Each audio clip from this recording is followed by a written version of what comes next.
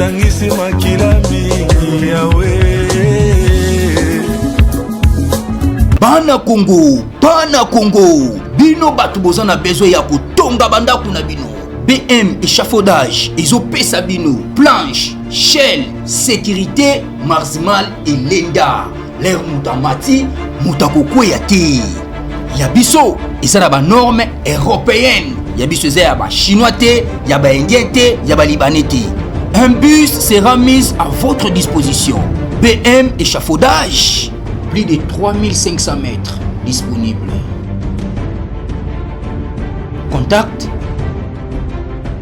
Maman Nangaye, du nouveau à Kinshasa, place Yassur, les amoko na immeuble Emma, des arabes normes, standard, international, et Goyamba, batu nyonso, en famille, en couple, salon VIP, et salle à manger, salle de bain confort et magistral, et des chambres à coucher, cuisine Kafou, sécurité, ils a assuré. Connexion internet illimitée, Facebook, TikTok, WhatsApp.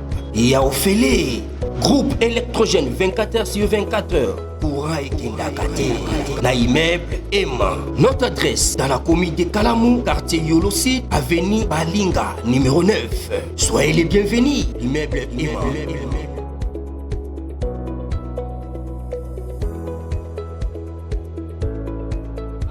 Bote bandeko balandi ya magazine d'actualité Christian chez vous bisikenoso bozui libaku ya kolanda biso na mkolo ya lelo toza le 5 vendredi le 5 décembre 2025. Bienvenue à ce nouveau numéro. Nous sommes déjà 15h, donc 16h moins. Burundi a autour réagi. Chef d'état-major burundais a autour d'instruction. La première mission c'est que le président Bazo s'est concerté pour lancer, pour ce qui vont se passer par la suite. Et finalement, les Burundi optent maintenant pour la guerre. Guerre oyo. Congolais, tolong à la distraction. Merci à Félix Tshisekedi, monsieur le président de la République, pour le travail qu'il a bâti sur le plan diplomatique. Parce que, au Sala, l'Obéza Kleboa et Kangi Rwanda. Les Rwandais avaient un plan. On a dit Nangate, Nangalobi, il faut te passer dans l'État fédéral. Ils avaient déjà un plan. Maintenant, Nanazo bloqué Bango. C'est le Burundi qui les bloque. Il y a qui est le Burundi a commis cauchemar pour le Rwanda. Parce que Tisikoyo, Rwanda a percé Mirte, FRDC, a raté le niveau de Kamanyola.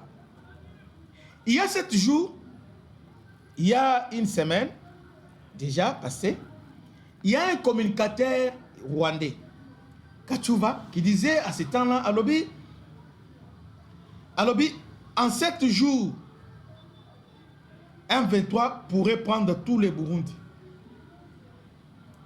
En 7 jours, M23 pourrait prendre tous les Burundi. Est-ce que quelqu'un comprend un peu? Il y a une semaine, à Lobi, dans 5 jours. Avant, il y a lancement et offensif au niveau à plein Aouzizi. En fait, ils veulent contrôler les Burundi.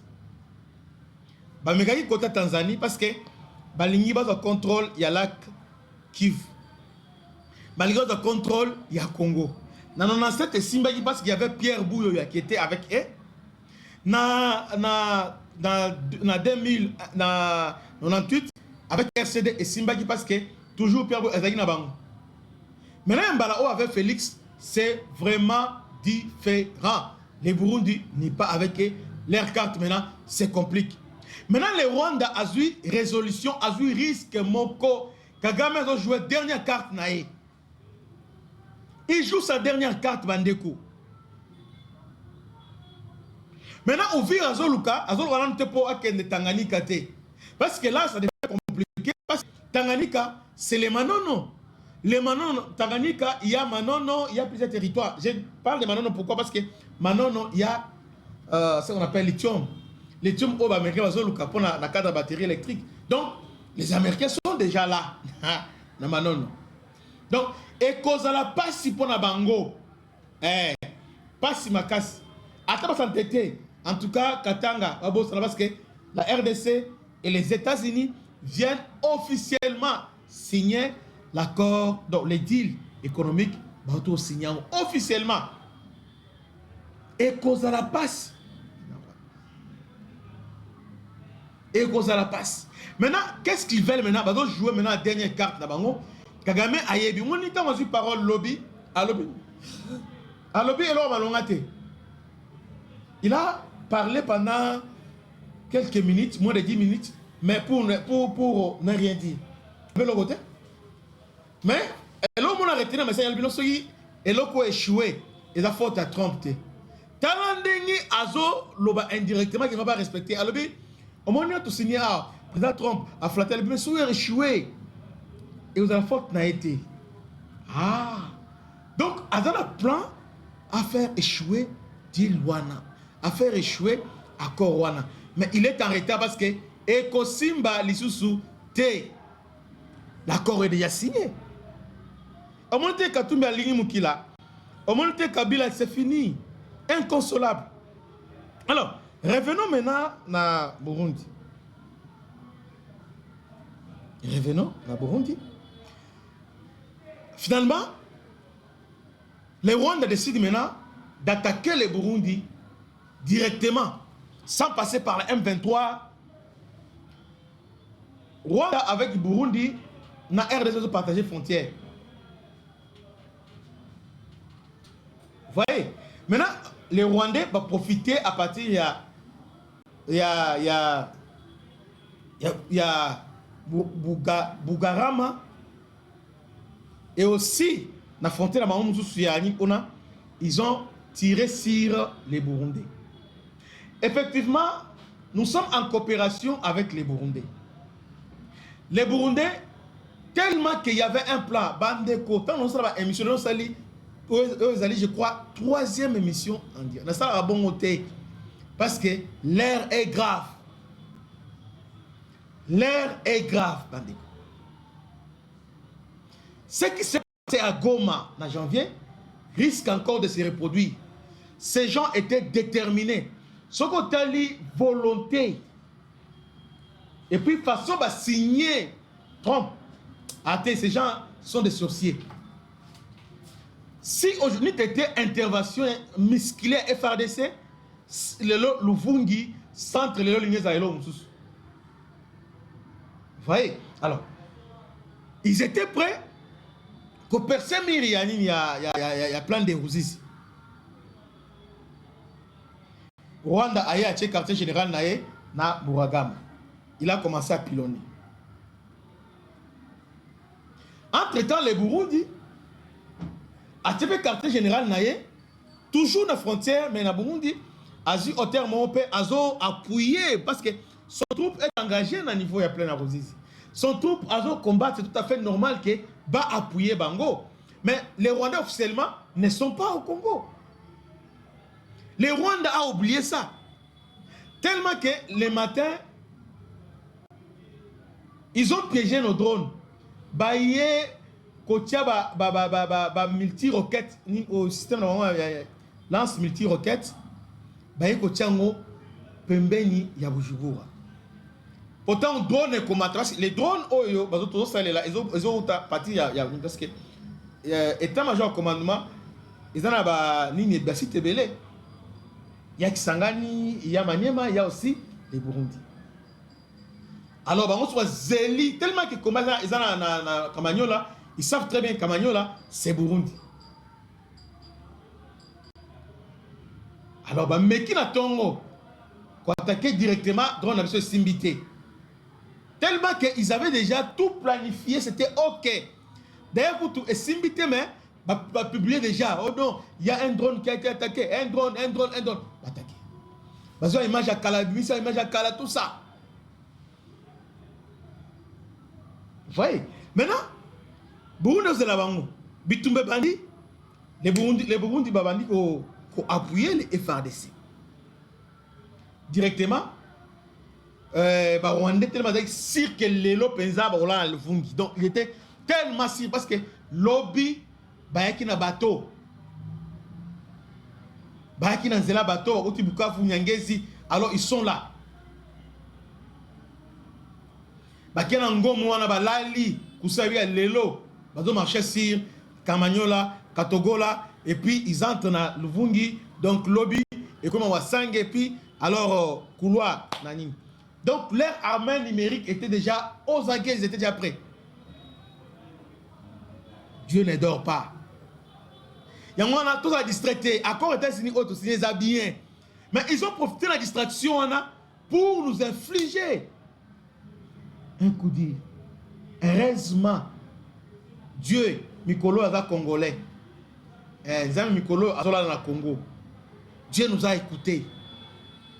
Les FARDC ont réagi. Tant les détruire le système anti-aérien à Bango, donc il y a brouillage, il y a antenne, il y a caméra, il y a déjà tout. Allez, va détruire. Quand on a détruit ça, facilité, allez, va poudrier. Maintenant, Bango, quand on les a attaqués, ils ont compris, ils ont dit, drone Oyo est détruit et où est parti à Burundi. Alors, nous devons maintenant attaquer directement Burundi. Plus de questions. On dit que Rwanda a été voyou. Rwanda qui pakate. Rwanda nous a attaqué aujourd'hui. Il nous a attaqué malgré les accords auto-signés, mais Rwanda a-t-elle accordé attaquer RDC. On laisse se limiter la RDC à attaquer sur la Burundi. Et puis il y a des gars dans Burundi. Ils ont détruit.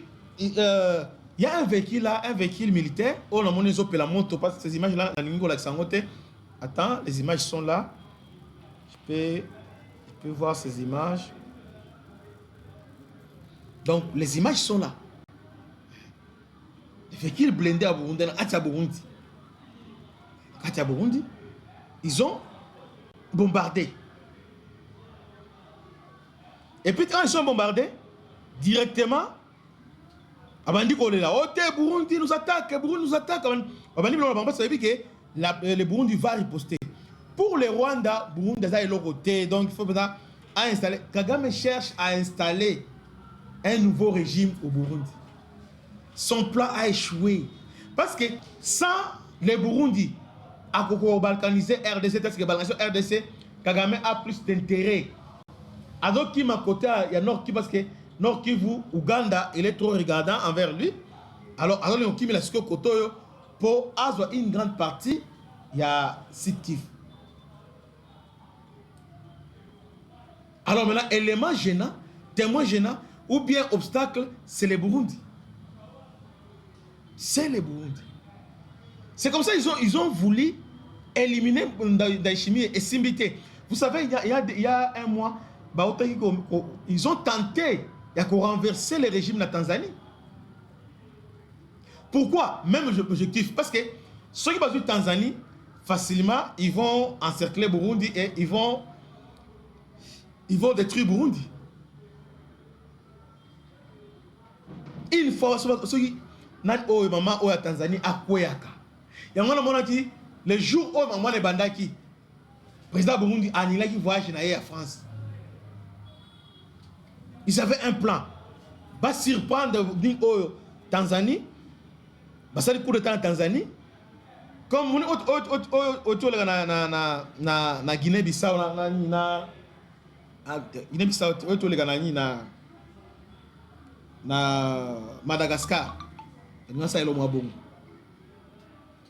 Mais maman on a pensé moi si mais a signé na niveau tellement bas mais maman on a pardon maman on a congolaise parce que maman on a face et là beti ba rwandais na ba kenyan na ougandais. Qu'est-ce qu'il a fait à la veille élection? Maman a eu rapport que voilà, Rwandais va infiltrer Tanzanie. À partir, il y a Mozambique, l'armée rwandaise. Parce que l'armée rwandaise est en Mozambique. Congolais comprennent la dynamique de la sous-région. Est-ce que vous savez que même Mozambique, c'était aussi un moyen, ils ont toujours un rapport avec la guerre en RDC. Parce qu'en allant au Mozambique, Rwanda, bien qu'ils aient aidé la France, mais il a réussi à infiltrer la Tanzanie au travers de la Mozambique. Mozambique, a la sud de la Tanzanie. Mozambique, a la sud de la Tanzanie. Et là, Mozambique, il a, je crois, Malawi. Donc, Mozambique, il a pays Mouana. Il a la sud de la Tanzanie. Il est là, à un niveau, il y a Mozambique. Ils ont infiltré avec ceux qui Massa, Maasai. Infiltré Bango Belé. Pas déranger l'élection. Oh non, maman a échoué. Ça il va pour la faillite. Maman a gagné la faillite, a gagné la caméra, a gagné tout ce monde là, Oyo qui était na complot en Rwandais, tout ça. A gagné, allez, beaucoup de la prison. Élément en gros, allez là-bas. La Tanzanie, ça a été que soit Kangi, on était au Moni, en politique, tout ça. Avec preuve, allez, à quelqu'un à organiser l'élection sans opposition, pas programmé. Je vois programmation pour aller. Rwanda va venir sur tout le bandit. Simba, Kanga, Simba. Maman, on a pensé Aloba Tani O Ni A. Atika bango ça trouble na bango. Dans 4e jour, dans 3e jour, ils sont bon. OK. On va proclamer le dimanche. On sommes tout dans là. Allez, Facebook Kata, WhatsApp Kata, TikTok Kata, Kata, Kati. Nien. Alors, bon influencer sur nien. Pas à programmer Mbalamongo un jour après prestation serment. Nien. Cop na bango échoué. Ndaishimi yazayi mutu aliboso ya félicité. Pe mutu aliboso comme pour la participer à la prestation, il y a serment. Donc là déjà quand même avait échoué. Maintenant, alors c'est ce qu'au plan B maintenant, il veut maintenant affronter directement les Burundi. Mais il oublie une chose. Il va échouer parce que le FARDC aujourd'hui a un matériel parce que nous ne voulons pas utiliser ça.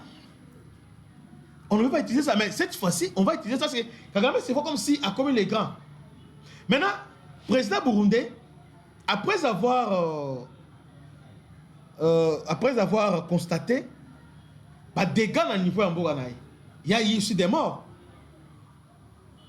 Parce que quelqu'un s'est concerté, chef d'état-major burundais a tout annoncé à lobby, ils vont maintenant à lobby, Burundais va attaquer toutes les positions rwandais, dans 4 Rwanda, qui puissent attaquer. Faites attention, hein? Les Burundais ne sont pas des Congolais. Ils ne sont pas des Congolais. Bango, histoire, on a Rwanda sur Landeli, ils ont pas si bon maboya. Alors Rwanda, à mon avis, ils ne sont pas au niveau de la corruption, au niveau de la Burundi, les catés. Quand même qu'il y a tout le niveau, mais Burundi a un peu moins certaines organisations par rapport à Bissau. Alors, moi je propose que, comme Burundi a sali un pas, a déclaré directement la guerre, nous devons aussi emboîter les pas, l'aider maintenant pour récupérer Balamongo, Bugarama.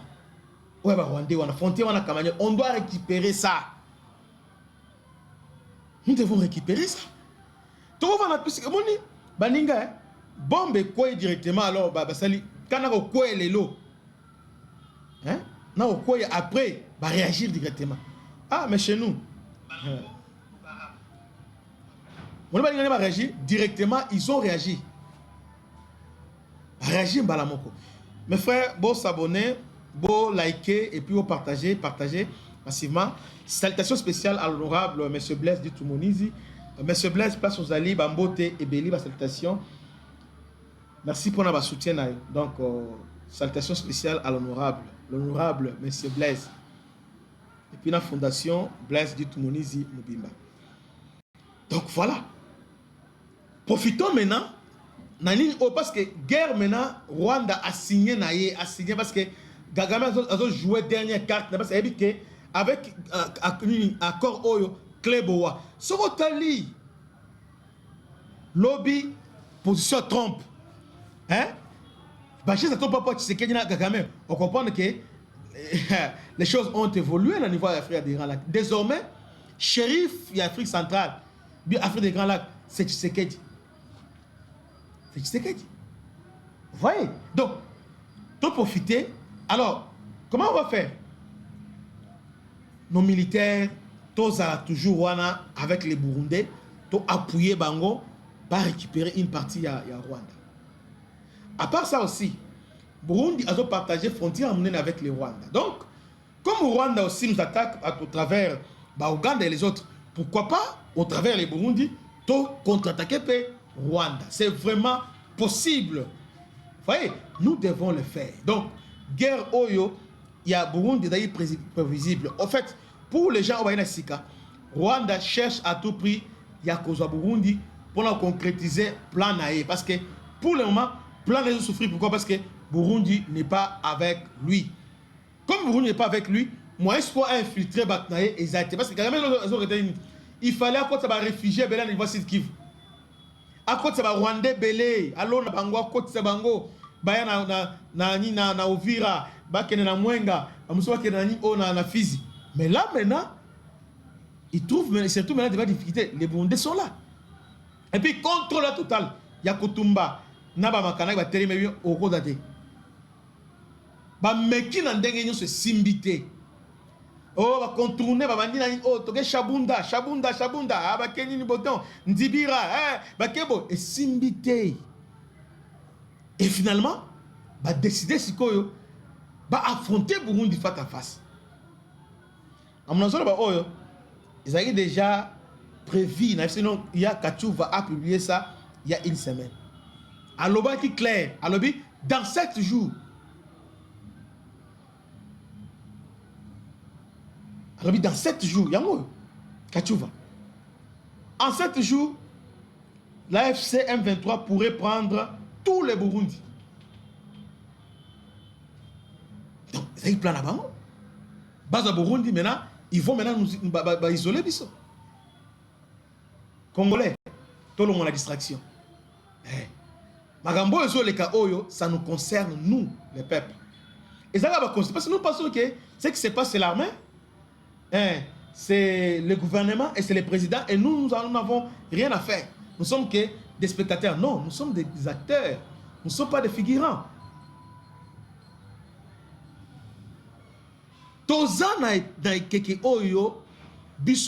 Parce que comment on va expliquer à nos enfants, à nos petits-enfants, que en 2025, pendant que tout ça qui est encore la force, les Rwandais sont en belé. Non, ce n'est pas possible. Tout élément. Tu signes d'accord lobby, oui. Tu es pas qui va signer d'accord, c'est une autre. Aussi la télé Rwanda aussi longtemps que avant to kende nani ko signer d'accord Rwanda Kagame a bien sorti médiatique. Alors après c'est mon lobby. Si moi j'étais à la place il y a un 23, na tout na le mo pas gouvernement. Bozo lingana longo siko bo pesa nani. Oh et l'autre côté. Alors ça l'autre côté. Autant de tout le monde. Parce que nous, c'est ce qu'il avait dit. Donc, aussi longtemps, Félix Alobaki, pas question de mixage et brassage. Et pas question de laisser les criminels de guerre, au Amnesty, à Boyaki et puis Salemi. Baline rouge, tu franchir en montée. Nanga, le grand perdant.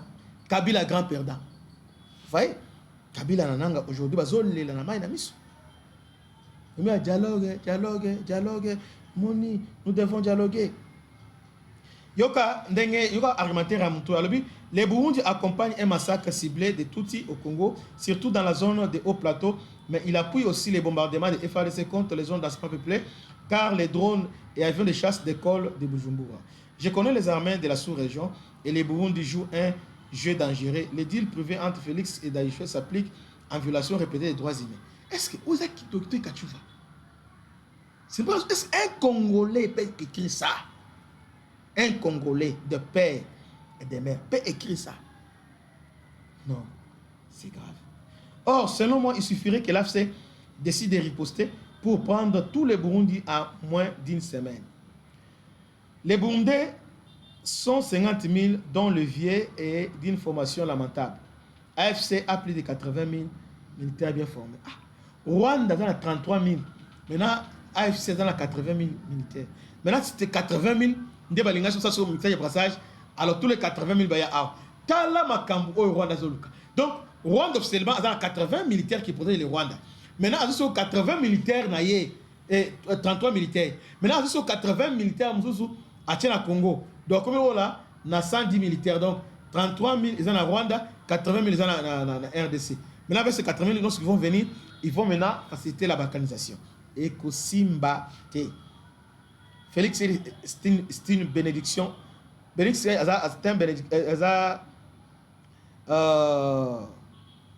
c'est un homme qui a porté une bénédiction à la RDC. C'est une bénédiction pour nous. La bénédiction. Mais en tout cas, façon à jouer à la monité oyo a proposé mieux que lui. Personne. Alors, aujourd'hui, dans le niveau, il y a Kamanyola, la situation est tellement tendue. Nos forces terrestres sont là, en train maintenant de ratisser.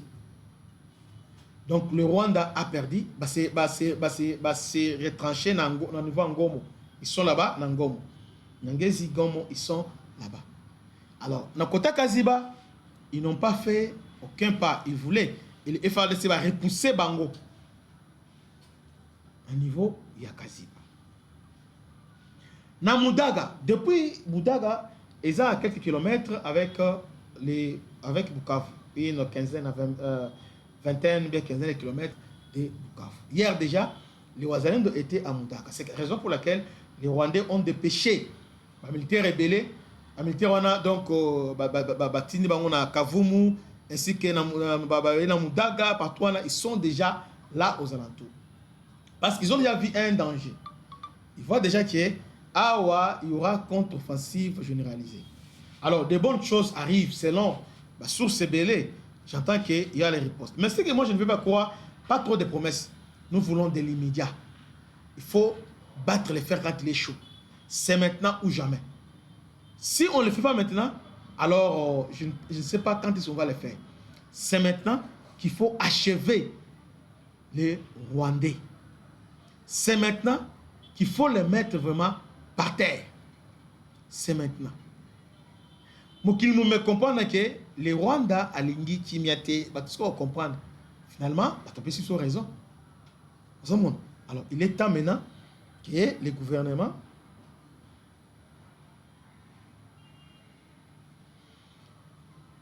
aient la responsabilité.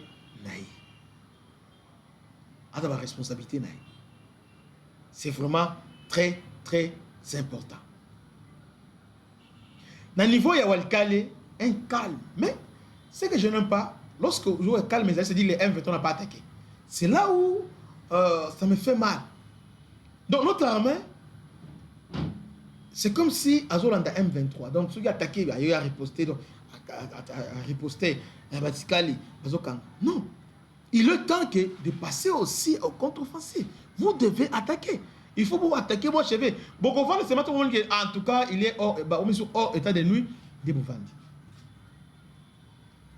Vous voyez que M23 ça va ravager. À télémité, Bazo s'est renforcé, Bazo s'est repositionné, balancer sur ça. Si va échouer, télémi. Donc, Bango, il ne peut perdre à tenter. Bango va perdre à chaque occasion, chaque minute. Mes chers frères, bozo liker, bozo partager pété. Donc, to liker et to partager. Liker, to liker et puis to partager. Liker, to partager.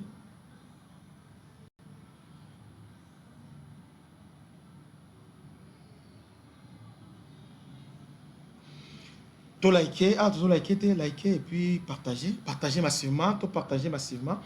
Voilà. Donc, nous devons lancer les contre-offensives. La meilleure façon de défendre un Mboka, vous devez aller au-delà. Même Ouvira. C'est bien de ce que vous faites pour la Kamanyola. Mais, et là, on a un à Congo et Angoyo. Kamanyola n'a pas résisté. Ma baisse, si par malheur, on n'est pas emboué, on est terrain. Non, il faut toujours avoir des verrous partout. Ceux déjà volé Kamanyola boté verrou, volé boté verrou. Mais maintenant ceux on n'a pas chité, balamo va comme faire. Il faut éviter ça. l'expérience au Tozana Ngondi ya Bitumba. Oh, ce qui s'est passé na Kanyabayonga, ce qui s'est passé na Kibirizi, ce qui s'est passé na Sake, et ce qui s'est passé na Nyabiondo devrait nous enseigner. Devait nous enseigner. Donc, Uvira, jamais, alors en aucun jamais, Uvira a été couetté. Si par malheur, il arrivait que Uvira, Congolais, Tokoliate, Tokomelate, Tokotambola Nanzela, jusqu'à ce qu'on va reprendre Uvira. Aujourd'hui, Uvira est un symbole de l'unité pour le Congo. Ces gens-là, il y a un gouvernement, chaque gouvernement, il faut battre la Zalaka. Ce sont des patriotes à solo, à thé. Dans le gouvernement, il faut un Otali, un Fulero, un Mouvira, un Soupa, Barega et aussi Banan Oyo. Babembe, cause dans le gouvernement. Parce que ces gens-là, ils se donnent corps et âme pour notre pays. Ils sont dans la raté, Bandeko. Bravo. Alors, nous maintenant, toujours ça la ligne. Nous sommes là comme spectateurs, nous devons les appuyer. Comment les appuyer? Chaque fois, ce Gimboka et Kwei, tous la tête, totel les Mabandeko. Totel parce que les Rwandais, complicité, ils ont cassé na kati na biso. Totel les Maka, tous à la révolter. Parce que chaque fois, ce Gimboka et Kwei, nous sommes en train de perdre notre souveraineté. Partagez massivement. Que Dieu vous bénisse. C'était votre humble serviteur, le bishop Christian Lao. À la prochaine. Ciao.